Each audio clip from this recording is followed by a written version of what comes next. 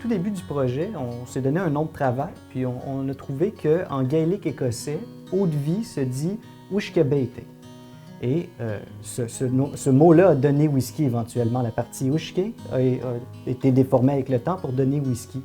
Et le problème, c'est que ça s'écrit pas du tout comme ça se prononce. Donc, ce qu'on a fait, c'est qu'on l'a un peu québécisé.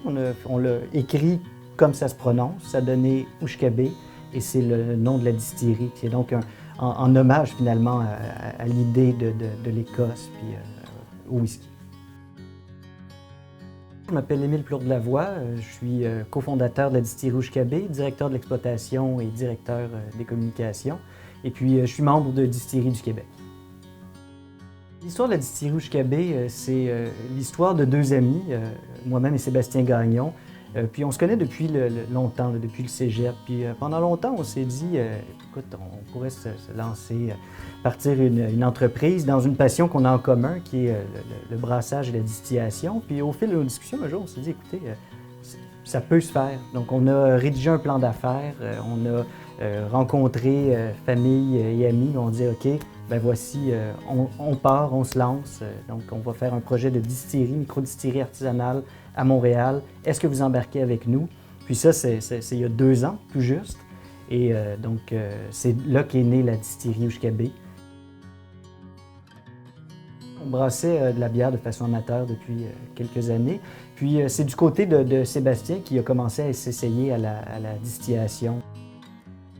On avait participé à un événement pour voyeurs où on rencontrait d'autres distillateurs du Québec. Ça nous a un peu donné l'étincelle, l'idée de OK, on va se lancer. Puis à ce moment-là, Sébastien, qui a une passion particulière pour les whiskies écossais, tourbés en particulier, les scotch, et il s'est dit OK, mais on pourrait faire un whisky, un scotch du Québec.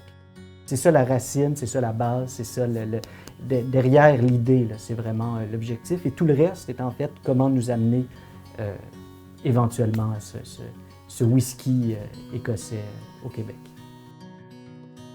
Sébastien et moi, on a un certain attachement pour le quartier du Sud-Ouest, dans le fond, pour le canal de la Chine, pour le fleuve, pour Montréal. On est 2 Montréalais aussi. Et puis, on voulait donc s'installer proche de chez nous.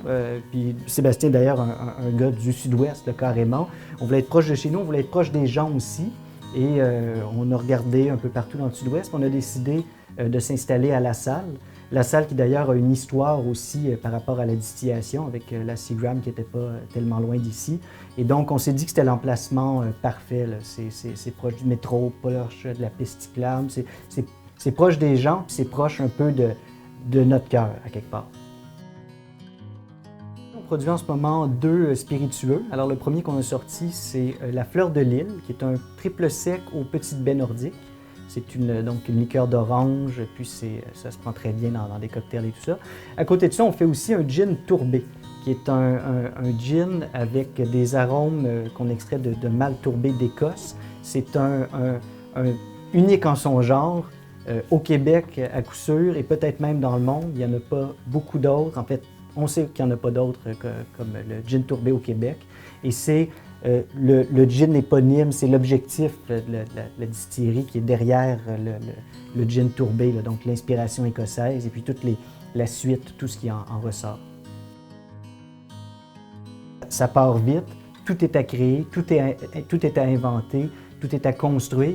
Et donc notre défi pour l'année, les 2 années qui viennent, ça va être de croître, de répondre à la demande, puis d'être capable de continuer à créer, de rester fidèle à notre objectif tout en prenant de l'expansion.